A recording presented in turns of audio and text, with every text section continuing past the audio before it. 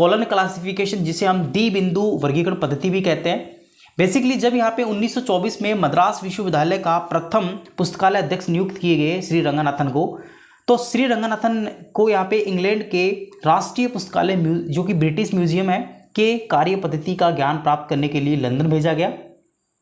जैसे श्री रंगनाथन लंदन से लौटे तो इन्होंने यहाँ पे अपनी जो विभिन्न पुस्तकालय है लंदन की, तो लंदन के अंदर जो अनेक प्रकार की जो पुस्तकालय है वहाँ पे इन्होंने विजिट किया और सभी जगह जाके उन्होंने देखा कि पुस्तकालय के अंदर रखी हुई जो पुस्तकें हैं उनको बेसिकली क्या आधार है कि उनको किस प्रकार से बांटा, कौन कौन से विषय के आधार पे, कौन कौन से कैटलॉगिंग के हेल्प से, कौन कौन सी क्लासिफिकेशन टेक्निक्स के माध्यम से और किस प्रकार से उन बुक्स की मेन क्लासेस को इन्होंने यहाँ पे विभाजन किया।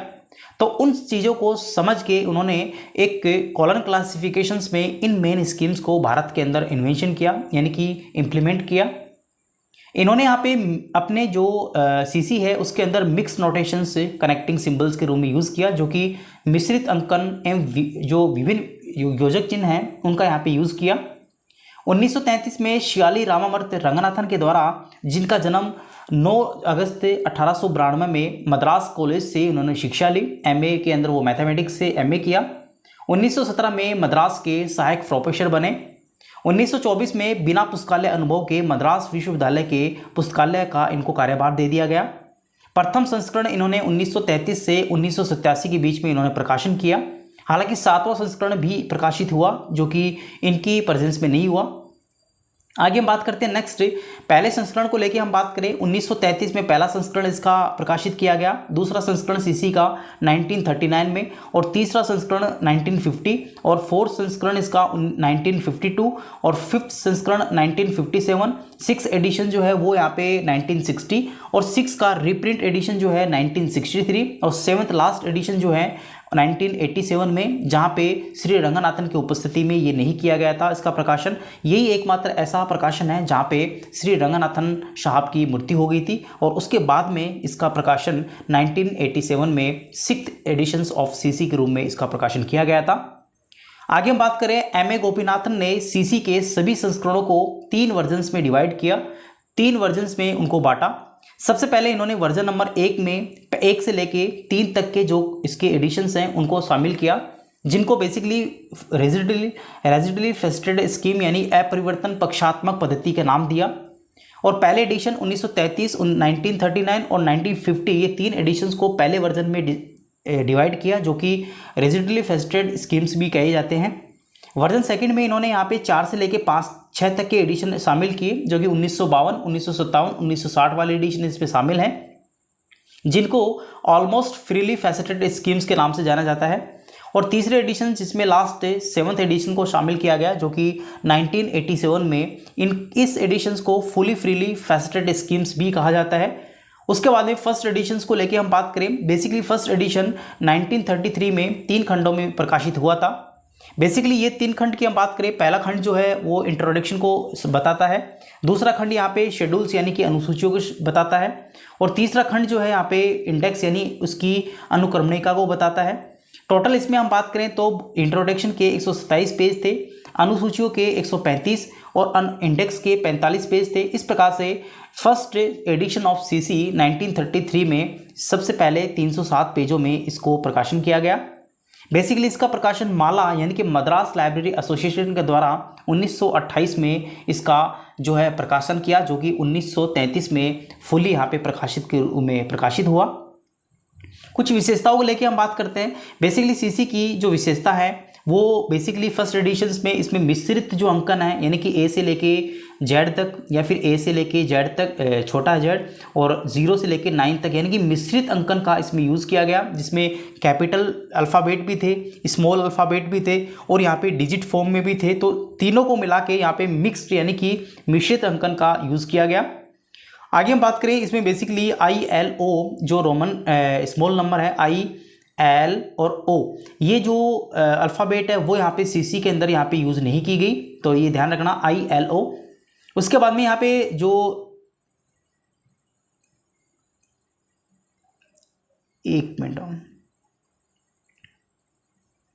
उसके बाद में यहाँ पे जो द्विबिंदु है, योजक चिन्ह जो है यहाँ पे देखें तो योजक चिन्ह जो है वो कोलन के रूप में यहाँ पे यूज़ किया गया। कॉमन आइसोलेट्स भी यहाँ पे इसमें यूज़ किए गए, जिसमें ACI PCI ये अपन बाद में पढ़ेंगे डिटेल से। उसके बाद में हमारे पास में इसमें कुछ डिवाइसेस है वो भी यहाँ पे यूज़ की गई, जिसमें ज्योग्राफिकल डिवाइस है, उसके बाद में क्रोनोलॉजिकल डिवाइस है, सब्जेक्ट डिवाइस है, उसके बाद में अल्फ़ाबेट डिवाइस है। ये सभी डिवाइसेस जो है पहले संस्करण में यूज़ की गई। फेस रिलेशंस का भी यहाँ पे इसमें जो रखने का प्रावधान था, साथ ही बुक्स नंबर की भी प्रक्रिया स्पष्ट की गई। उसके बाद सेकंड एडिशंस में सबसे पहली विशेषता यहाँ पे जो है वो जो है फंडामेंटल कैटेगरीज को इसमें शामिल किया गया, जो कि PMEST। सबसे पहले PMEST का यूज जो है वो सेकंड एडिशंस में, जो कि 1939 में पब्लिश किया गया था। उसके बाद में यहाँ पे डेल्टा अक्षर जो है डेल्टा यानी कि डेल्टा को यूज़ किया गया। इसके 4 संस्करण को इस संस्करण को 4 भागों में बांटा, बेसिकली वर्गीकरण के नियम में, मुख्य वर्ग की अनुसूचियों में, उसके बाद इंडेक्सिंग में और श्रेय ग्रंथों के उदाहरण जैसे वर्ग संख्या सहित इनमें बांटा। तीसरे एडिशन जो कि 1950 में पब्लिश किया गया, इसमें कुछ इसकी विशेषता जो थी फैसेट्स जो प्रिंसिपल्स हैं यानी कि फैसेट फॉर्मूले का यहाँ पे यूज़ किया गया। साथ ही इसमें डैश का भी यहाँ पे यूज़ किया गया और हाइफन भी इसमें यूज़ किया गया।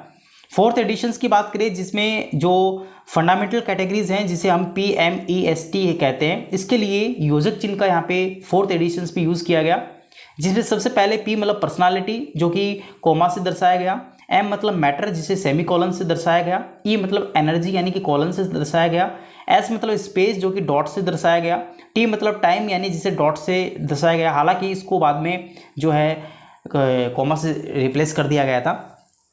कुछ राउंड्स और लेवल्स भी यहाँ पे इसमें यूज़ किए गए थे। साथ ही ग्रीक भाषा में कुछ यहाँ पे अल्फ़ाबेट्स भी यूज़ किए जो आप स्क्रीन में देख पा रहे हैं।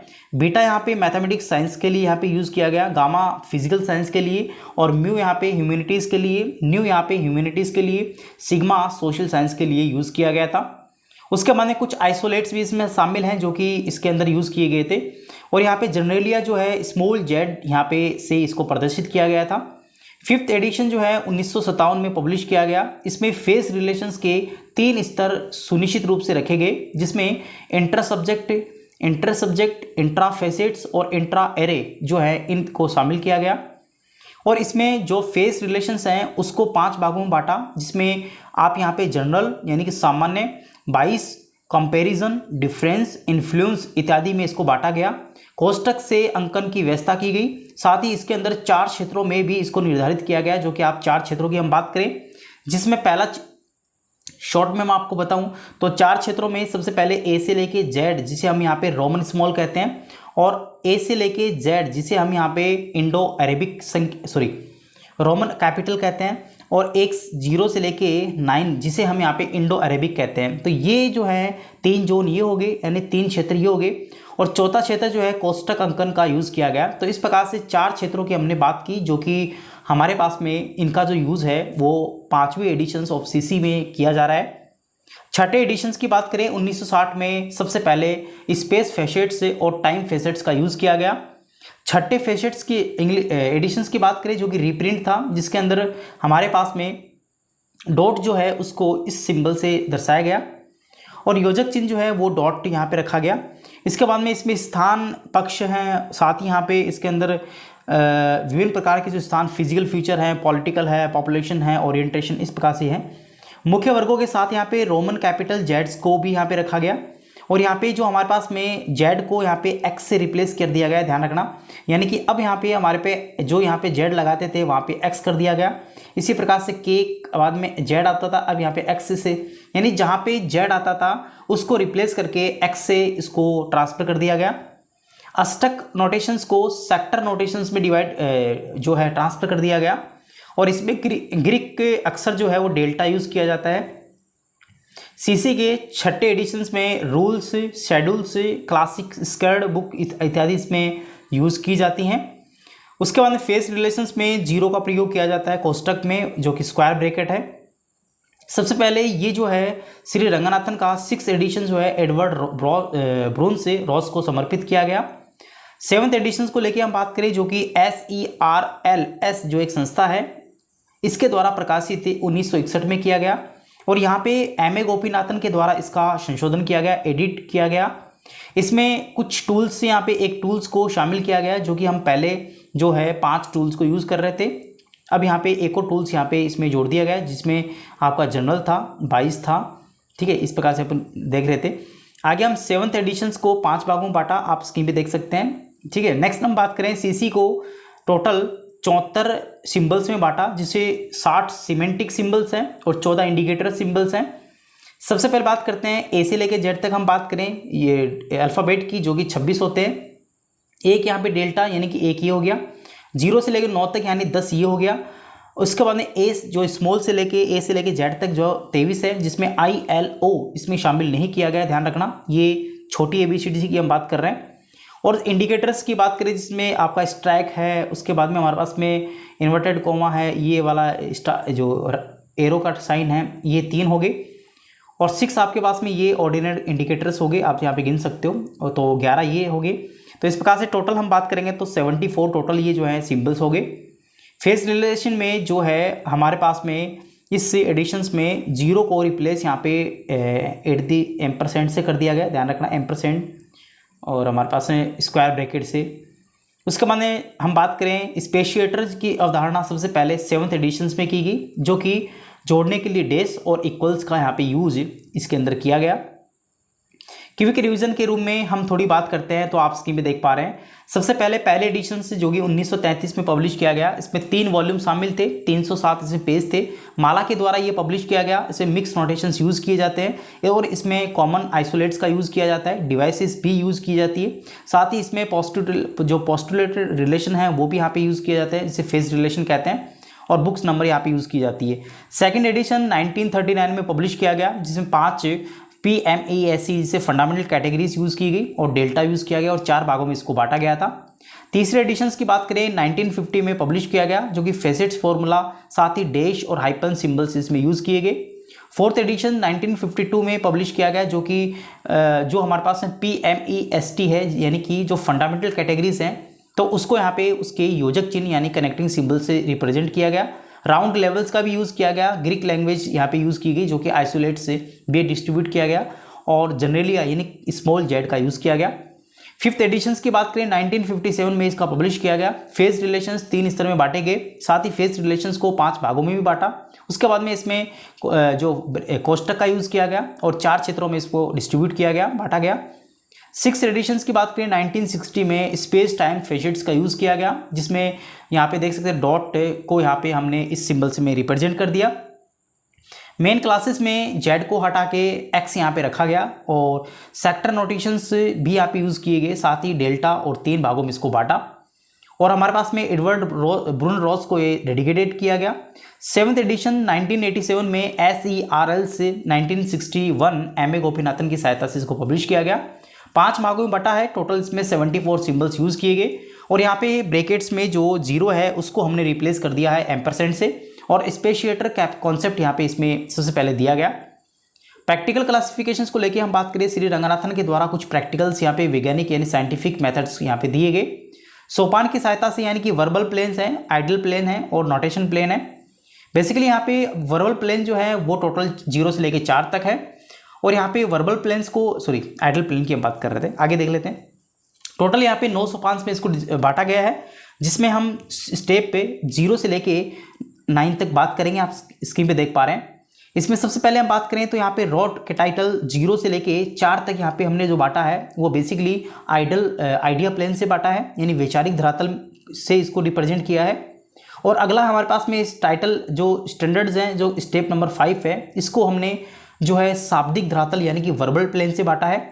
और उसके बाद में हमारे पास में 6 से लेके 7 जो स्टेप्स है उसको हमने अंकन यानी कि नोटेशन प्लेन से जो है डिनोट किया है।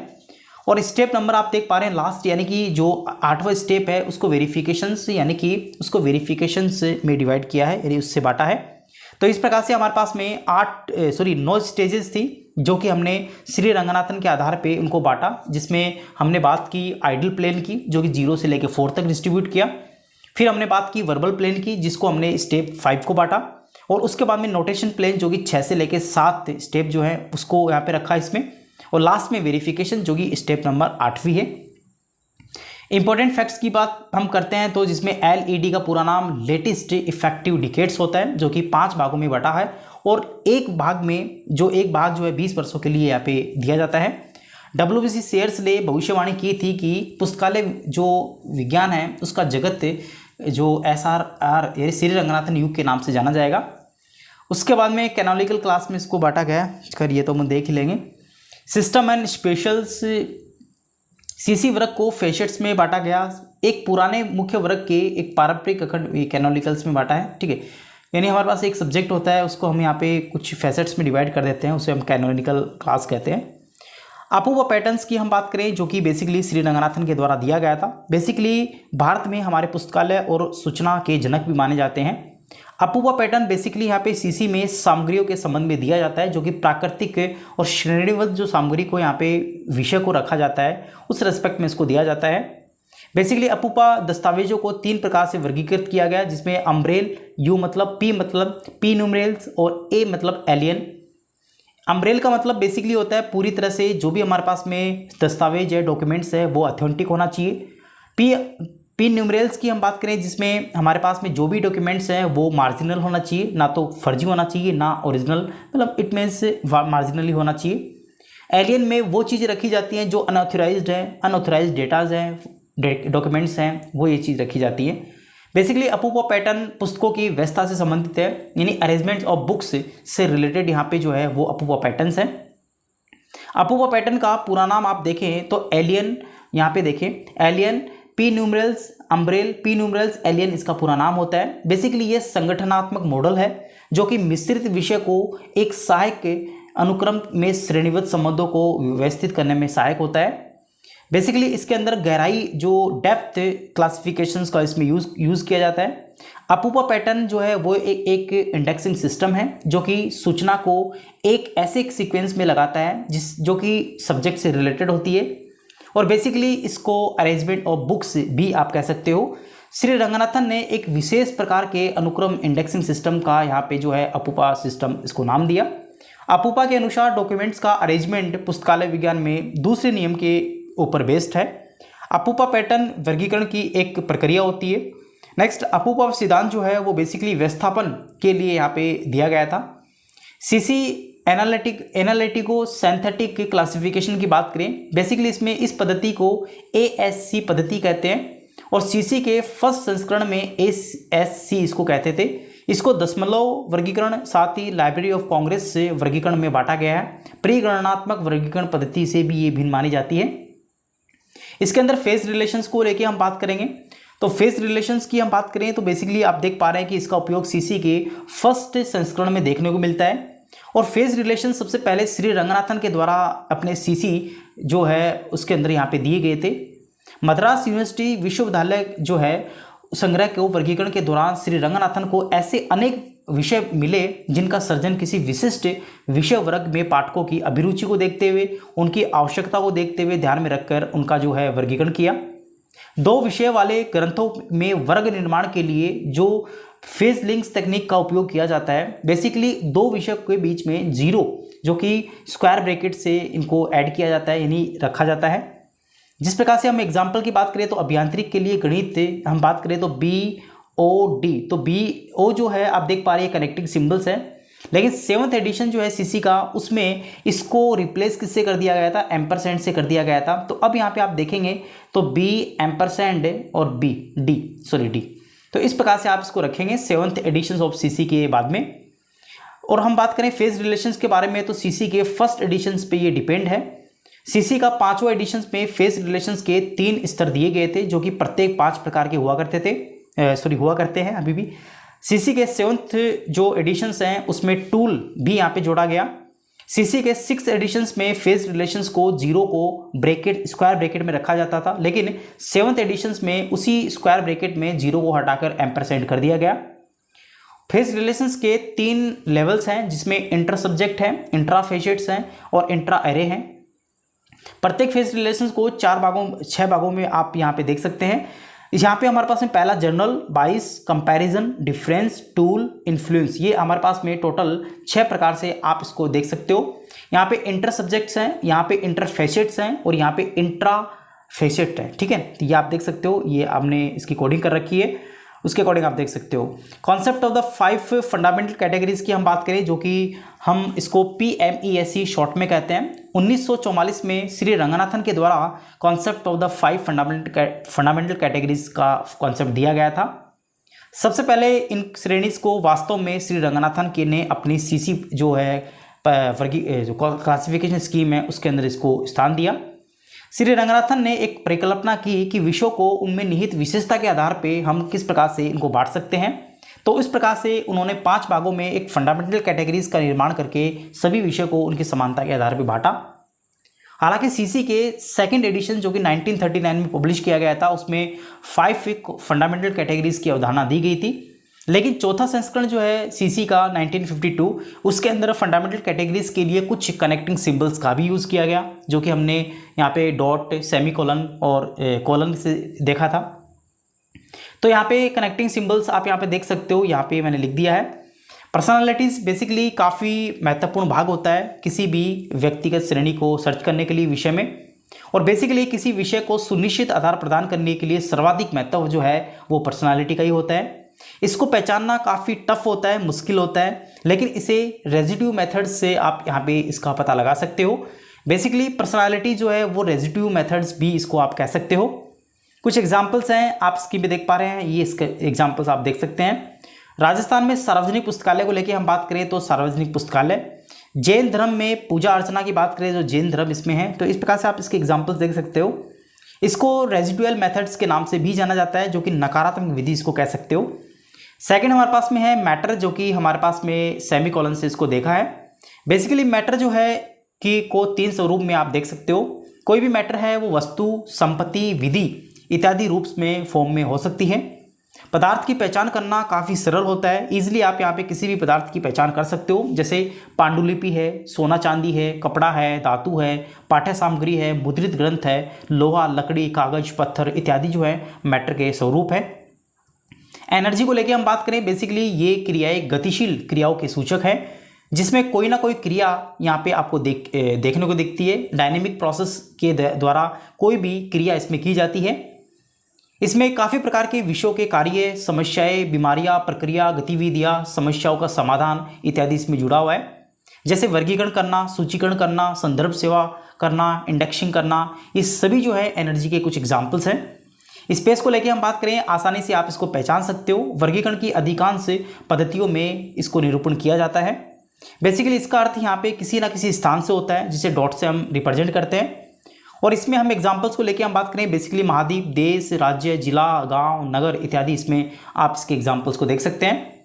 टाइम को लेकर हम बात करें, काफ़ी आसानी से आप इसको पहचान सकते हो, जैसे शताब्दी, दशक, वर्ष इत्यादि यहाँ पे आप देख ही पा रहे हैं। ये आपके पास एक एग्जांपल्स हैं, आप इसको देखना चाहें तो देख सकते हो, जो कि मैंने यहाँ पे लिख दिया है। जैसे पुस्तकालय से संबंधित एग्जांपल्स 1980 के दशक में भारत यानी 1980 टाइम हो गया, भारत यहाँ पे स्पेस हो गया, और विश्वविद्यालय यहाँ पे पर्सनालिटी हो गया, और यहाँ पे पांडुलिपि या मैटर हो गया, प्रसूचीकरण जो है आपका एनर्जी हो गया।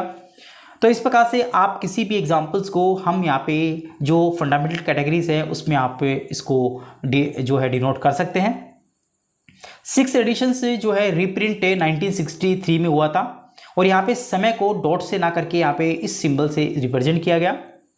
PMEST जो है 1944 में इसको मान्यता दी गई, यानी कि इसका आविष्कार किया गया। बेसिकली फंडामेंटल कैटेगरीज में स्पेस एंड टाइम्स के लिए अलग से आइसोलेट टेबल्स भी दी गई हैं। साथ ही PMEST में ज्ञान के संपूर्ण क्षेत्र भी इसमें प्रयुक्त किया जाता है। फंडामेंटल कैटेगरीज काफ़ी महत्वपूर्ण है, जो कि एनर्जी में यूज़ की जाती है। इसको भी आप स्पेस टाइम से देखिए, किसी भी विषय की श्रेणियों को पहचानने का सही तरीका उसको उल्टा है, यानी कि PMEST को आप उल्टा कर दीजिए। तो आप इसको उल्टा करेंगे तो यहाँ पे मैं लिख देता, एक मिनट, यहाँ पे मैं लिख देता हूँ कि TSEMP, ठीक है। ये एक परफेक्ट आइडिया है। पर्सनालिटी में हमारे पास में जो है आप इसको इस प्रकार से रख सकते हैं, जो कि 4 लेवल 3 इसमें राउंड होते हैं। मैटर को आप लोग यहाँ पे देख सकते हो, इसमें लेवल नहीं आता, 3 राउंड ही इसमें लिए जाते हैं। एनर्जी को देखें तो यहाँ पे आप देख सकते हो लेवल इसमें नहीं होता, 2 राउंड होते हैं। स्पेस में यहाँ पे आप देख सकते हो इसमें राउंड नहीं होता, 2 लेवल ही यहाँ पे पाए जाते हैं। यहाँ पे एक टेबल है, काफ़ी इंपॉर्टेंट है, आपको इसको याद करनी होगी। इसमें वर्ड है, जो वर्ड है उसके अंदर उसको 1 से डिनोट करते हैं, मदर कंट्री को 2 से डिनोट करते हैं, फेवर्ड कंट्री जो है उसको 3 से, एशिया को 4 से, इंडिया को 44 से, राजस्थान को 44-37 से और यूपी को 44-52 से। बस आप इतना याद कर लीजिएगा, आपके लिए काफ़ी है, ठीक है। आगे सेकंड टेबल आप स्पेस की देख सकते हो, इसको भी आप चाहे तो याद कर सकते हैं, ज़्यादा इंपॉर्टेंट नहीं है। अब मैं आपके सामने टाइम आइसोलेट्स को से पहले मैं आपको एक टेबल दिखा देता हूँ, ठीक है। यहाँ से देखें, अगर हम बात करें PMEST, मैं आपको शॉर्ट में बता रहा हूँ, इसके राउंड को और टेबल को आपको क्या करना है, अलग करना है। यहाँ पे आप राउंड, सॉरी एक मिनट, यहाँ पे हम PMEST, ठीक है, यहाँ पे मैं इसको अलग अलग कर रहा हूँ। यहाँ पे मैं राउंड ले रहा हूँ, एक मिनट, यहाँ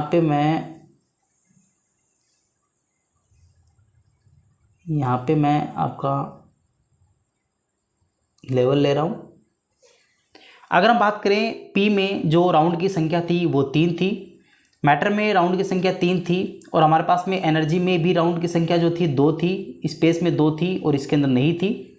इसके अंदर हम बात करें तो 2 थी, यहाँ पे 4 लेवल थे और यहाँ पे कुछ भी नहीं, यहाँ पे कुछ भी नहीं, यहाँ पे कुछ। तो इस प्रकार से आप इस टेबल को यूज़ कर सकते हो, आप याद कर सकते हो। आगे हमारे पास में टाइम आइसोलेट्स है, आपको ये टेबल्स याद करनी होगी क्योंकि एग्ज़ाम से पूछा जाता है। आप अल्फ़ाबेट को लेंगे तो यहाँ पे डी से याद कीजिएगा। सबसे पहले डी को यहाँ पे 100 लेके 199 मैं आपको बता देता हूँ। डी को 1 से लेके 999 लिखेंगे, फिर 999 के बाद में कितने आते हैं, 1000 आता है ना, तो डी के बाद में ई लिखेंगे और यहाँ पे 1000 चिकन से 1099, 1099 के बाद में कितने आते हैं, एफ लिखेंगे, यहाँ पे 1100, यहाँ 1200, 1300, 1400। अब यहाँ पे देखें 1000, 1100, 1200, 1300, 1400, 1500, 1600, 1700, 1800, 1900 ओ को खाली रखा है, 2000, 2100, 2200, 2300, 2400, 2500, 2600, 2700, 2800, 2900, 3000 और क्वार्टरनरी, ठीक है। और हमारे पास में यहाँ पे 1099, 1199, 1299, 1399। तो इजी है, आप इसको 2-3 बार आप रिपीट करेंगे तो आई होप ये चीज़ आपको ईजिली समझ में आ जाएंगी, ज़्यादा इसमें टफ नहीं है। उसके बाद कुछ एग्जाम्पल्स हैं, आप देखना चाहें तो देख लीजिएगा। कॉमन आइसोलेट्स की हम बात कर लेते हैं। कॉमन आइसोलेट्स बेसिकली सामान्य एकल, इसको हिंदी में कहते हैं। Smallest unit of the units of knowledge, यानी कि ज्ञान जगत की सबसे छोटी यूनिट्स की हम बात करें तो वो आइसोलेट होती है। एकल को बेसिकली 2 भागों में बांटा गया, स्पेशल एंड कॉमन आइसोलेट्स में। कॉमन आइसोलेट्स बेसिकली हम बात करें तो सबसे पहले इसकी परिकल्पना जो है मेलविल डेवी के द्वारा की गई थी। 1885 में मेलविल डेवी के द्वारा सबसे पहले कॉमन आइसोलेट्स की परिकल्पना की गई थी। डीडीसी वर्गीकरण पद्धति में सेकंड एडिशन में इसको रखा गया। उसके बाद में हम बात करें, इसके अंदर आप देख सकते हो इसको कॉमन सब डिविजन्स के नाम से भी जानते हैं। चौथे एडिशंस में इसको सामान्य उपविभाजन जिसे एंटीरियोराइजिंग और पोस्टियोराइजिंग के नाम से, 5th एडिशंस में इसको सर्वसामान्य एकल की संख्या दे दी और 6th में आप इसको काफ़ी प्रकार के सुधार किए गए। 3 प्रकार के सर्वसामान्य एकल हैं, class number, book number, collection number. उसके बाद में हमारे पास में सामान्य एकल में वे आइडिया विचार हैं जो किसी भी मुख्य वर्गों के साथ प्रयोग किए जाते हैं। यह ज्ञान का छोटे से छोटा अंश होता है जो सामान्य एकल एक ही शब्द और एक अंक में प्रदर्शित किए जाते हैं। कॉमन आइसोलेट्स की हम बात करें जो कि एसीआई और हमारे पीसीआई में डिस्ट्रीब्यूट किया गया, बांटा गया है। एसीआई में जिसकी पूरी नाम फुल फॉर्म एंटीरियोराइजिंग कॉमन आइसोलेट्स होता है। इसके अंदर कोई भी संयोजक चिन्ह यहाँ पे यानी कनेक्टिंग सिंबल्स यूज नहीं करते। बेसिकली इसको हम यहाँ पे सिंपल जो है मुख्य वर्गों को डायरेक्ट यहाँ पे फेसेट्स के साथ जोड़ देते हैं और इसमें कोई भी योजक चिन्ह का यूज़ नहीं करते। इसको 3 भागों में बांटा गया है, आप यहाँ पे देख सकते हो, एसीआई, एसएफ, एएसएफ, एटी। तो ये चीज़ें आपके पास में टाइम हो तो आई होप पढ़ लीजिएगा, बाकी ज़्यादा इंपॉर्टेंट नहीं है, ठीक है। हाँ, ये चीज़ आप देख लीजिएगा, जो एसीआई है आफ्टर स्पेस के बाद में जो है आरएस जो है वो आपका प्रशासनिक प्रतिवेदन होता है, एस को जो है आंकड़े के नाम से दर्शाते हैं। इसके बाद में पीसीआई में आप देखना चाहें तो आप देख सकते हो, ज़्यादा इंपॉर्टेंट यहाँ पे नहीं है। इसको पर्सनालिटी और एनर्जी के लेवल पे इसको डिस्ट्रीब्यूट किया है, बांटा है। ये इसकी टेबल्स है, आप चाहें तो इसको देख लीजिएगा। कुछ यहाँ पे इंपॉर्टेंट फैक्ट्स की हम बात कर लेते हैं। श्री रंगनाथन के अनुसार लेटेंट फैसेट जो हैं वो हिडन फैसेट्स को शो करते हैं। पुस्तकालय वर्गीकरण का दर्शन यानी कि फिलॉसफी ऑफ लाइब्रेरी क्लासिफिकेशन पर एक मोनोग्राफ लिखने के लिए श्री रंगनाथन ने सबसे पहले जैन एंकर को यहाँ पे जो है आमंत्रित किया। ऑन्टोलॉजी का मतलब यहाँ पे अस्तित्व की प्रकृति से संबंधित है। साथ ही रेमिफिकेशंस का मतलब होता है एक विषय का विभाजन और फिर वापस से उसका उपविभाजन, इसे रेमिफिकेशन कहते हैं। फैसेट सीक्वेंस की हम लेके बात करें तो विषय को अलग अलग भागों में उसकी छोटी इकाई जो है वो फैसेट्स में डिवाइड कर दिया जाता है। बेसिकली ये श्री रंगनाथन के द्वारा सहायक क्रम के रूप में यहाँ पे इनको दिया गया था। यहाँ पे श्री रंगनाथन की जो 1937 में जो प्रोलेगोमेना टू लाइब्रेरी क्लासिफिकेशन है उसके अंदर 1937 में थर्ड संस्करण के अंदर 4 जो पक्ष अनुक्रम है यानी कि फैसेट सीक्वेंस है उसमें इसको बांटा है। 4 सूत्र इसके होते हैं जिसे wall picture principle, whole organ principle, cow calf principle और act and action actor to tool principle. तो ये 4 प्रिंसिपल्स के रूप में इसको बांटा गया है। तो आप देख ही पा रहे हैं। डिवाइसेस को लेके बात करें, ये भी आपका सीसी में काम आता है।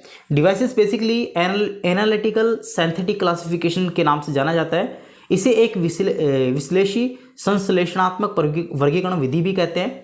मिश्रित अंकन इसमें यूज़ किया जाता है। इस कारण से विचार को स्थान आसानी से आप दे सकते हो। जो भी विचार नए आते हैं आप इसको इसमें कंटिन्यू जोड़ सकते हो। ये एक कंटिन्यू प्रोसेस है, कंटिन्यू विकास की एक प्रक्रिया है जिसमें श्री रंगनाथन ने विस्तृत आधार पर इसमें मिश्रित अंकन यहाँ पे यूज़ किए थे। इसको हम यहाँ पे बांटें तो सब्जेक्ट क्लास डिवाइस में क्रोनोलॉजिकल डिवाइस, जियोग्राफिकल, अल्फ़ाबेटिकल और सुपर इम्पोजिशंस में आप इसको बांट सकते हैं। सब्जेक्ट डिवाइसेस को बेसिकली हम बात करें तो मुख्य वर्ग के एकल विचारों को का दूसरे मुख्य वर्ग में प्रयोग करना ही यहाँ पे है, जिसको हम कोष्टक से लघु कोष्टक से लिखते हैं। ठीक है, ये एक एग्जाम्पल है। क्रोनोलॉजिकल डिवाइस भी आप देख सकते हो जिसके अपन यहाँ पे उसके समय के आधार पे, उद्भव के आधार पे, आरंभ के आधार पे आप करते हैं। जियोग्राफिकल उसके जो है भौगोलिक विशेषताओं के आधार पे आप उसको लेते हैं, जहाँ पे वी फॉर विक्ट्री यानी कि हिस्ट्री, जेड विधि शास्त्र, Y sociology and fine art, P for facets. इस प्रकार से आप देख सकते हो। अल्फ़ाबेटिकल जो है वो विशिष्टता के आधार पे आप डिस्ट्रीब्यूट करते हो। नेक्स्ट टॉपिक के अंकन यानी कि नोटेशन के बारे में हम बात करेंगे। ये भी सीसी का एक काफ़ी इंपॉर्टेंट टॉपिक है जो कि आपको हर गवर्नमेंट एग्जाम्स में इस टॉपिक से लगभग 2 या 3 क्वेश्चन डायरेक्ट देखने को मिलेंगे। बात करेंगे नोटेशन के बारे में, उसकी आवश्यकता क्यों पड़ी, साथ ही उसके कितने प्रकार होते हैं, उसके क्या फंक्शन होते हैं और उसमें जो न्यूमोनिक्स यूज़ किए जाते हैं वो कौन कौन से होते हैं और कितने प्रकार के न्यूमोनिक्स होते हैं। तो हम शुरू करते हैं सबसे पहले डेफिनेशन को लेके। नोटेशन की डेफिनेशन के बारे में अपन बात करें तो बेसिकली अंकन पुस्तकालय वर्गीकरण का एक आधार माना जाता है, जो कि प्रतीकों की एक कृत्रिम भाषा भी यहाँ पे कही जाती है। ये जो है किसी भी लाइब्रेरीज में जो वर्गीकरण करते हैं उसका एक आधार जो है वो अंकन को माना गया है।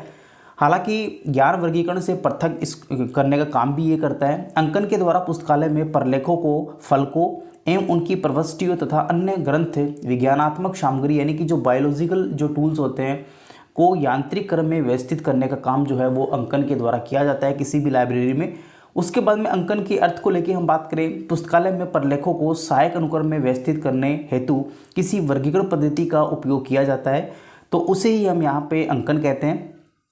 अन्य अगर इसके अर्थ की बात करें तो पुस्तकालय में विषय का प्रतिनिधित्व किसी भी संख्या या चिन्ह के द्वारा किया जाता है। जैसे कुछ एग्जाम्पल्स अपन बात करते हैं, अगर आप देखें डीडीसी के अंदर यहाँ पे जो हमारे कुछ एग्जाम्पल्स हैं, जो कि 200 जो है ये धर्म को डिनोट करता है, 300 सामाजिक विज्ञान को, 400 को भाषा और साथ ही 900 जो है इतिहास को यहाँ पे डिनोट करता है। इसी प्रकार से सीसी की हम बात करें जो कि अर्थशास्त्र को एक्स से, उसके बाद में वनस्पति शास्त्र को आई से, चिकित्सा को एल से, राजनीतिक शास्त्र को डब्ल्यू से। इस प्रकार से आप यहाँ पे अलग अलग जो स्कीम्स होती हैं क्लासिफिकेशन की, तो उसके अंदर हमारे पास में जो उसको चिन्ह जो है उसको प्रदर्शित करने के जो तरीके हैं वो यहाँ पे जो है नोटेशंस के अंदर अपन पढ़ने की कोशिश करेंगे। कुछ यहाँ पे आप देख सकते हो शुद्ध अंकन जो यहाँ पे यूज़ किए जाते हैं, बेसिकली डीडीसी, आरआईसी सीसी में नहीं होता, तो डीडीसी और आरआईसी के अंदर जो है शुद्ध अंकन का यूज़ यहाँ पे किया जाता है। आगे हम बात करते हैं उसकी परिभाषा के बारे में, जो कि सबसे पहले WCB सीयर्स के द्वारा यहाँ पे दी गई थी, जो कि रंगनाथन के गुरु भी थे। किसी वर्गीकरण पद्धति में में पदों को सूचित करने के लिए प्रयोग में लाए गए प्रतीकों तथा संकेतों के चिन्ह की श्रृंखला को अंकन कहते हैं, जो किसी भी क्रम व्यवस्था में के द्वारा वर्गीकरण की व्यवस्था को प्रदर्शित करते हैं। उसके बाद में एक अन्य यहाँ पे साइंटिस्ट हैं जो कि H.E. ब्लिस के द्वारा अंकन के बारे में जो कहा गया है, इन्होंने कहा है कि अंकन प्रतीकों और चिन्हों की एक पद्धति है जो किसी भी क्रम को सूचित करते हैं तथा उनके प्रयोग पदों, किसी श्रृंखला के इकाइयों, किन्हीं वस्तुओं के समूह को सूचित करने का काम भी करते हैं। आगे हम बात करते हैं B.I. पामर, जो कि इनके द्वारा एक स्टेटमेंट कहा गया है, अंकन वर्गीकरण व्यवस्था को यंत्रवत बनाने की एक विधि है। ध्यान रहे, यंत्रवत बनाने की विधि जो है वो यहाँ पे B.I. पामर के द्वारा कहा गया था। मार्गेट मान के द्वारा वर्गों तथा उसके उप विभागों के लिए प्रयोग में लाए गए प्रतीकों को उस पद्धति का अंकन कहते हैं। श्री रंगनाथन के द्वारा यहाँ पे कहा गया कि किसी वर्गीकरण पद्धति में वर्गों का प्रतिनिधित्व करने के लिए क्रमिक अंकों की व्यवस्था को अंकन यहाँ पे कहा जाता है। नेक्स्ट यहाँ पे E.C. रिचर्डसन के द्वारा जो कहा गया है वो अंकन एक संक्षिप्त प्रतीक है। उसके बाद में कुछ आवश्यकता को लेकर हम बात करें तो बेसिकली पुस्तकालय वर्गीकरण पुस्तकालय में एक यांत्रिक क्रियाविधि प्रलेखों का सहायक अनुक्रम में व्यवस्थित करना ही इसकी आवश्यकता पड़ी। टाइप्स को लेके हम बात करें, इसमें प्योर नोटेशंस और मिक्स नोटेशन यानी कि शुद्ध अंकन और अशुद्ध अंकन यहाँ पे यूज़ किए जाते हैं। बेसिकली शुद्ध अंकन में हमारे पास में यूज़ किए जाते हैं वो एक ही प्रजाति के सिंबल्स होते हैं, अंक होते हैं। जैसे फॉर एग्जांपल 1 से लेकर 9 आप देख सकते हो, उसके बाद में 1 से लेकर 9 देख सकते हो, या तो यही यूज़ किए जाएंगे या फिर A से लेकर Z तक, या फिर ये यूज़ किए जाएंगे, या फिर A से लेकर Z तक, या फिर ये यूज़ किए जाएंगे। इनमें से जो अंक यहाँ पे यूज़ किए जा रहे हैं, जो अल्फ़ाबेट यूज़ किए जा रहे हैं, तो वही सीक्वेंस के अल्फ़ाबेट्स यहाँ पे होंगे। उसमें किसी भी प्रकार का जो है इसमें मिश्रित जो अंकन है वो यूज़ नहीं किया जाएगा। जैसे मान लो 1 के साथ आपने A यूज़ कर लिया, ऐसा नहीं होगा। या तो 1 से लेकर 9 के बीच में ही जो भी अंक होंगे वो डिसाइड किए जाएंगे, या फिर A से लेकर Z अल्फ़ाबेट्स के बीच में ही डिसाइड किए जाएंगे। दोनों को एक साथ यहाँ पे लिखा इसमें नहीं जाएगा। बेसिकली इसको आप आसानी से पढ़ सकते हैं, लिख सकते हैं, याद कर सकते हैं। इसी प्रकार के अंकन को प्योर अंकन भी कहते हैं। साथ ही इसके कुछ एग्जांपल्स की बात करें, जिसमें RIC, जिसमें अपन राइडर इंटरनेशनल जो कैटल क्लासिफिकेशन थी, उसके बाद में DDC, इसके कुछ एग्जांपल्स हैं। आपको ये डायरेक्ट याद रखना है कि प्योर नोटेशंस के जो एग्जांपल्स हैं वो आपका RIC और DDC 2 एग्जांपल हैं। उसके बाद में मिश्रित अंकन की बात करें, जिसके अंदर हम यहाँ पे A से लेके Z तक या फिर 0 से लेके 9 ये दोनों अंकन को एक साथ यहाँ पे यूज़ कर सकते हैं, यानी दोनों अंकन को मिक्स रूप से अपन यहाँ पे यूज़ कर सकते हैं। तो इस प्रकार से आप देख सकते हो E.C. रिचर्डसन के द्वारा यहाँ पे इसका जो है अंकन के बारे में एक कॉन्सेप्ट दिया गया। इन्होंने मिश्रित अंकन का प्रयोग करते हुए यहाँ पे इन्होंने जो है वर्गीकरण पद्धति को आगे समझाया। WCB शेयर्स के ने वर्गीकरण के उपसूत्र यानी कैनन्स में एक शुद्ध अंकन का उपसूत्र भी दिया, किंतु वे मिश्रित अंकन के प्रबल समर्थक थे।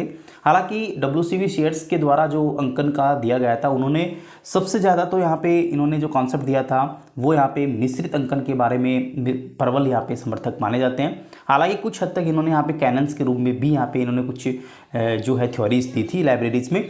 कुछ एग्जांपल्स को लेके हम बात करते हैं। मिश्रित के अंदर हमारे पास में CC, LCC और JD ब्राउन के द्वारा जो SC सब्जेक्ट क्लासिफिकेशन, उसके बाद में BC जो कि ब्लिस के द्वारा लिखी गई थी। तो ये जो अंकन हैं, ये जो टेक्निक्स स्कीम्स हैं लाइब्रेरीज में क्लासिफिकेशंस की, ये जो है ये एग्जाम्पल्स हैं जो कि यहाँ पे मिश्रित अंकन के अंदर यहाँ पे पढ़े जाते हैं। अंकन के गुण जो कि यहाँ पे WCB शेयर्स के द्वारा कहा गया, शॉर्ट में हम आपको बता दें BSF में, ठीक है, BSF में, यानी कि B मतलब ब्रेविटी होता है, S मतलब सिंप्लिसिटी, F मतलब फ्लेक्सिबिलिटी और M मतलब निमोनिक्स। तो इस प्रकार से जो है WCB शेयर्स के द्वारा जो अंकन को यहाँ पे समझाया गया था, तो ये याद रखना BSFM, ये सीक्वेंस याद रखना, आपसे एग्जाम से पूछी जा सकती है कि WCB शेयर्स के द्वारा अंकन के कौन सी क्वालिटीज़ को यहाँ पे समझाया गया। तो ब्रीविटी, सिंप्लिसिटी, उसके बाद में फ्लेक्सिबिलिटी एंड आपका निमोनिक्स, ठीक है। उसी प्रकार से H.E. ब्लिस के द्वारा भी यहाँ पे जो कहा गया, इन्होंने कहा कि अंकन जो है वर्गीकरण को बनाता नहीं, अभी तो उसे बिगाड़ सकता है, ये H.E. ब्लिस के द्वारा कहा गया था। श्री रंगनाथन के द्वारा भी यहाँ पे कहा गया, जो कि BEU शॉर्ट में आप याद कर सकते हो। B मतलब एक बार फिर यहाँ पे ब्रीविटी हो गया, E मतलब हमारे पास में एक्सप्रेसिवनेस हो गया और U मतलब यूनिकनेस हो गया। तो इस प्रकार से आप इसको याद कर सकते हो। ये अब हमारे पास में 3 कॉन्सेप्ट जो है, 3 क्वालिटी है, वो यहाँ पे श्री रंगनाथन ने जो हम यहाँ पे नोटेशंस पढ़ रहे हैं उसके बारे में दी थी। उसके बाद में यहाँ पे हम बात करें नेक्स्ट, अगर हम ओवरऑल हम विशेषता की बात करें तो इसमें सिंप्लिसिटी, ब्रेविटी, लचीलापन और उसके बाद में एक्सप्रेसिवनेस और सिंथेसिस, ये कुछ एग्जांपल्स हैं, ये आप यहाँ पे याद रखना। आगे हम चलते हैं नेक्स्ट, हमारे पास में बात करें निमोनिक्स के प्रकार। बेसिकली श्री रंगनाथन के अनुसार निमोनिक्स को 4 भागों में बांटा है और निमोनिक्स जो है यहाँ पे ग्रीक भाषा का शब्द है, जिसे हम यहाँ पे जो वैसे लिखना चाहें इंग्लिश में तो KOS, ठीक है, निमोनिकोक्स यहाँ पे इसको लिखा जाता है। ये ध्यान रखें, ये ग्रीक भाषा का शब्द है, इंग्लिश में तो यहाँ पे निमोनिक्स कहते हैं इसको, हिंदी में इसको आप स्मरणशीलता भी कहते हैं। बेसिकली ये 4 भागों में बांटा गया है। पहला अल्फ़ाबेटिकल निमोनिक्स, जिसे हम वर्बल निमोनिक्स भी कहते हैं। उसके बाद में यहाँ पे शेड्यूल्स निमोनिक, जिसे बेसिकली आप तालिका, सारणी और अनुसूची के रूप में इसको यूज़ करते हैं। सिस्टमेटिक निमोनिक्स, उसके बाद में यहाँ पे सिमिनल निमोनिक्स, ये 4 प्रकार के निमोनिक्स जो है श्री रंगनाथन के द्वारा अंकन को समझाते हुए निमोनिक्स को 4 भागों में बांटा है, जो कि ग्रीक भाषा का ये शब्द है। आगे हम बात करते हैं नेक्स्ट, यहाँ पे आप देख सकते हो हेल्पफुल सीक्वेंस, ये भी यहाँ पे हमारे पास में सीसी का ये एक पार्ट है, जो कि हेल्पफुल सीक्वेंस को हम बात करें। बेसिकली हेल्पफुल सीक्वेंस को हम 8 भागों में बांटा है, 8 प्रकार के ये होते हैं। पहले हम बात करते हैं हेल्पफुल सीक्वेंस के बारे में, तो principle of later in time, principle of later in evolution, principle of spatial contiguity, उसके बाद principle of the quantitative measure, उसके बाद में इंक्रीजिंग फ्लेक्सिबिलिटी और उसके बाद principle of canonical sequence, principle of literary warrant, alphabetical sequence. तो ये हमारे पास में 8 जो हैं बेसिकली जो हमारे पास में जो है हेल्पफुल सीक्वेंस है, वो यहाँ पे इसको 8 भागों में यहाँ पे बांटा है। आगे हम इंपॉर्टेंट फैक्ट्स को लेके हम बात करते हैं, जिसमें रेट्रोएक्टिव ऑर्डिनल नोटेशन जो है सबसे पहले ईजे कोट के द्वारा दिया गया था। आइडिया ऑफ थर्मोफेसेट्स जो है वो यहाँ पे जैन येट चिन के द्वारा दिया गया था। वर्गीकरण की कक्षाओं का प्रतिनिधित्व करने के लिए प्रयुक्त क्रमवाचक संख्याओं को एक प्रणाली, जिसे नोटेशन कहते हैं। पुस्तकालय वर्गीकरण के लिए पोस्टुलेट्स का प्रस्ताव यहाँ पे श्री रंगनाथन के द्वारा किया गया था, जो कि पुस्तकालय वर्गीकरण में काफ़ी हेल्पफुल था। कालक्रम में उत्तरवर्ती का सिद्धांत जो है सहायक यानी कि हेल्पफुल सीक्वेंस के रूप में जाना जाता है। अंकन प्रतीकों का एक कृत्रिम भाषा है, साथ ही स्मृति चिन्ह जो कि निमोनिक्स अपन कहते हैं स्मृति के लिए सहायता करते हैं। साथ ही अंकन आशुलिपि चिन्ह के रूप में इसी रिचर्डसन ने दिया था स्टेटमेंट। उसके बाद में पक्ष विश्लेषण यानी फेसेट एनालिसिस का प्रयोग श्री रंगनाथन के द्वारा किया गया। लिटरली वारंट जो है वो यहाँ पे होल्मे के द्वारा यहाँ पे यूज़ किया गया था। तो ये कुछ इंपॉर्टेंट फैक्ट्स थे। आगे हम बात करते हैं call number and it structure को लेके। बेसिकली कॉल नंबर जो है हमारे पास में श्री रंगनाथन के द्वारा पुस्तकालय में एक प्रलेख की अन्य प्रलेखों के मध्य एक सुनिश्चित सापेक्षित स्थिति को दर्शाने के लिए एक संख्या दी जाती है। बेसिकली प्रलेख जो हमारे पास में कॉल नंबर है वो किसी भी लाइब्रेरीज में OAS यानी कि मुक्त द्वार प्रणाली का प्रचलन जब नहीं था, तो यहाँ पे हमारे पास में पुस्तक को कॉल नंबर देने का जो है काम किया जाता था, जो कि किसी भी पाठक को अपनी पुस्तक को उचित स्थान से उचित रूप में उसको प्राप्त किया जा सकता था लाइब्रेरीज में। उसके बाद में हम बात करते हैं कॉल नंबर के बारे में थोड़ी बात करें तो ये पुस्तक को मिले, समय बचे, ये सभी चीज़ें इसमें आती हैं। कॉल नंबर्स की संरचना को लेके हम बात करें, सबसे पहले कॉल नंबर को व्यक्तिगत संख्या के रूप में जानते हैं। किसी भी पुस्तक को आप एक संख्या दे देना तो वो यहाँ पे एक पुस्तक की एक व्यक्तिगत संख्या होती है। 2 या 2 से अधिक पुस्तकों की कॉल नंबर यहाँ पे समान नहीं हो सकती, ध्यान रखें। उसके बाद में पुस्तकालय में एक पुस्तक एक व्यक्तिगत संख्या को प्रदर्शित करती है। किसी भी पुस्तक को आप एक ही बार व्यक्तिगत एक ही संख्या दे सकते हैं। किसी भी व्यक्तिगत संख्या को आप 2 या 2 से अधिक बुक्स को के लिए समान नहीं दे सकते। एक पुस्तक के अन्य पुस्तक से अलग यहाँ पे करने का काम भी यहाँ पे जो है कॉल नंबर करता है। बेसिकली श्री रंगनाथन के द्वारा क्लास नंबर जो है वो 3 टाइप्स के होते हैं। Basically class number, book number और कलेक्शन नंबर, ये 3 प्रकार से इसको बांटे गए हैं। क्लास नंबर के बारे में बात करें, प्रत्येक पुस्तकालय में एक स्वीकृत वर्गीकरण पद्धति है जो कि प्रत्येक पुस्तक में वर्णित विशिष्ट विषय को यहाँ पे प्रयुक्त करने का काम करती है। श्री रंगनाथन ने किसी भी पुस्तक का वर्गांक उसमें वर्णित विशिष्ट विषय के नाम के क्रमित संख्या को कृत्रिम भाषा के रूप में अनुवाद किया। साथ ही इसमें कुछ स्पेशल जो है संकेत चिन्ह डिजिट्स भी यहाँ पे यूज़ किए जाते हैं। उसके बाद में इसके अंदर ऑर्डिनल नंबर्स यहाँ पे यूज़ करते हैं, जैसे first, second, third, fourth, fifth, इस प्रकार से हम इसमें जो भी कॉल नंबर होते हैं उसमें ऑर्डिनल नंबर यहाँ पे यूज़ किए जाते हैं।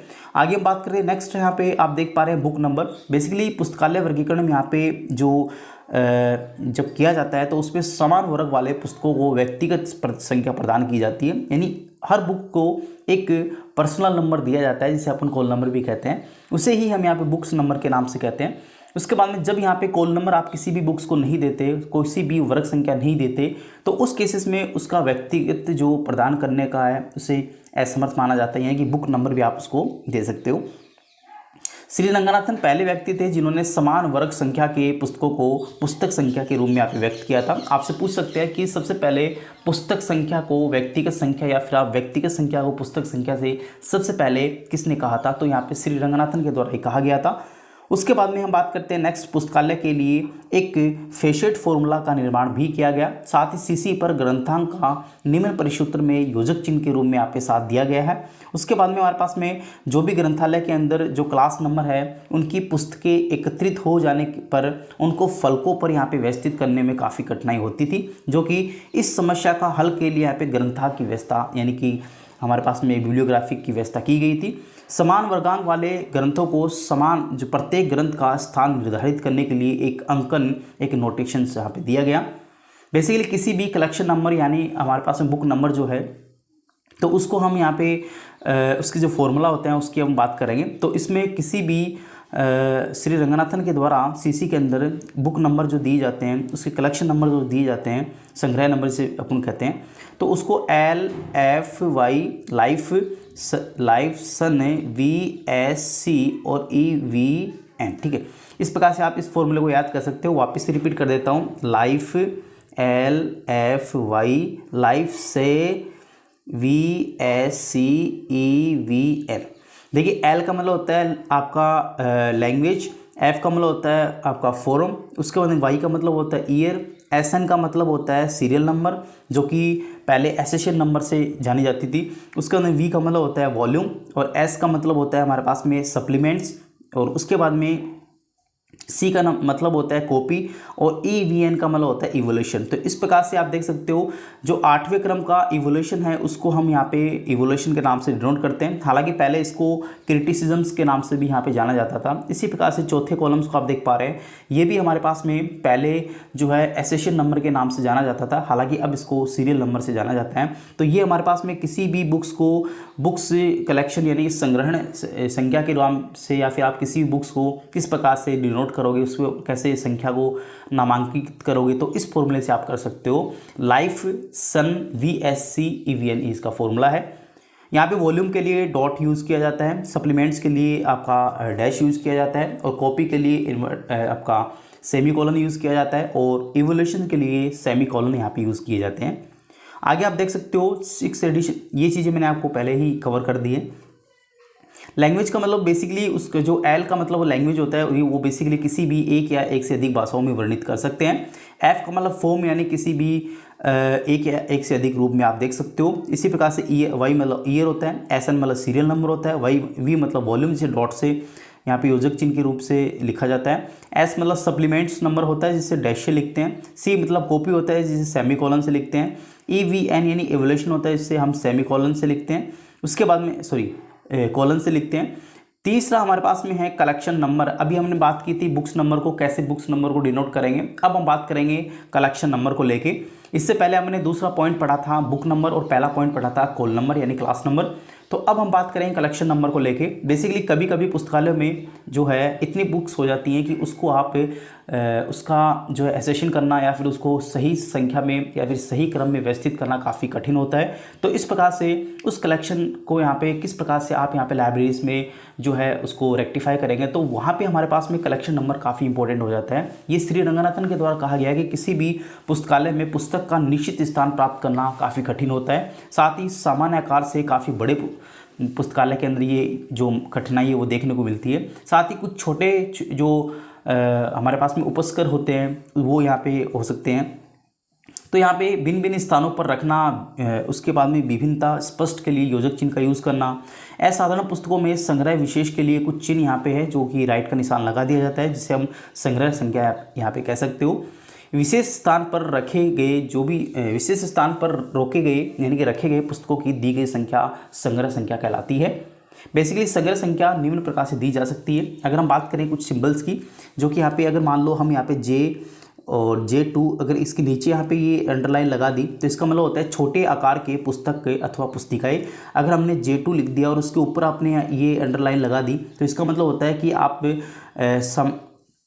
सामान्य से बड़े आकार का ग्रंथ यानी कि ओवर साइज। अगर आपने यहाँ पे J2 लिखा और ऊपर भी अंडरलाइन और नीचे भी अंडरलाइन लगा दी तो इस प्रकार से आप लिख सकते हो इसे अबनॉर्मल बुक्स यानी कि असाधारण पुस्तकों का जो है आकार।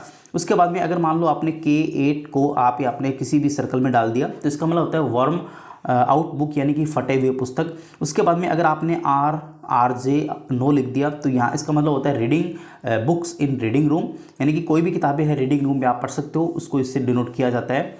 TCK यानी कि TCK2 जो है वो ये डिनोट करता है कलेक्शन ऑफ टेक्स्ट बुक को लेके। और लाइब्रेरी साइंस डिपार्टमेंट्स को लेके हम बात करें 2DK और 8, ठीक है, 2DK 8 से इसको डिनोट किया जाता है। तो ये मेरे पास में कलेक्शन नंबर को रिप्रेजेंट करने के कुछ तरीके थे। उसके बाद आगे लेके चलता हूँ मैं आपको हॉस्पिटलिटी इन अरे एंड चैन में। बेसिकली पुस्तकालय वर्गीकरण एक ऐसी प्रक्रिया है जिसके अंतर्गत ज्ञान जगत को उसके वर्गों और उसके पंक्ति और श्रृंखला के रूप में आप बांट सकते हो। कोई भी ज्ञान आपके पास में है उसको सबसे पहले अपन यहाँ पे जो है उसके फैसेट्स में डिवाइड करते हैं। फिर फैसेट्स के डिवाइड करने के बाद में उनको अपन कैनोनिकल यानी कि आप यहाँ पे कैनन्स कह सकते हो। तो इस प्रकार से आप समझ सकते हो किस प्रकार से हम किसी विषय को उसके जो है क्लास में बांट सकते हो। फिर क्लास में उसको पंक्ति दर श्रृंखलाबद्ध यहाँ पे इसको आप बांट सकते हो।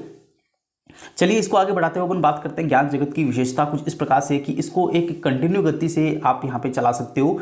साथ ही ये पंक्ति और श्रृंखला के रूप में यहाँ पे बटी होती है वर्गीकरण पद्धति। पहले हम बात करते हैं पंक्ति क्या होती है, एरे क्या होता है। विषय जगत के समकक्ष जो वर्ग है, जो समकक्ष वर्गों में जो बनाई जाती है उसे अपन एरे कहते हैं। श्रृंखला की बात करें तो इसमें महत्व जो है स्तर में परस्पर अधीन विषय पंक्ति एकलों के रूप में विभाजित किए जाते हैं।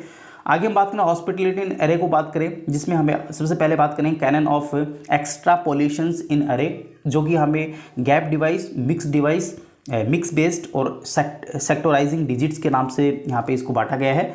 सेकंड इसमें हॉस्पिटलिटी इन एरे में अपन कैनन ऑफ इंटरपोलेशंस एरे है जो कि गैप डिवाइस, मिक्स डिवाइस और introduction of new kinds of digit. उसके बाद एम्पैटी डिजिट और उसके बाद में एम्पैटिंग डिजिट्स, ये इस प्रकार से बांटा गया है। श्री रंगनाथन में सीसी के अनेक अंकों को अक्षरों को XTV यानी आप इसको यूँ याद कीजिएगा, मैं आपको बता देता हूँ कि TUVWXYZ, ठीक है।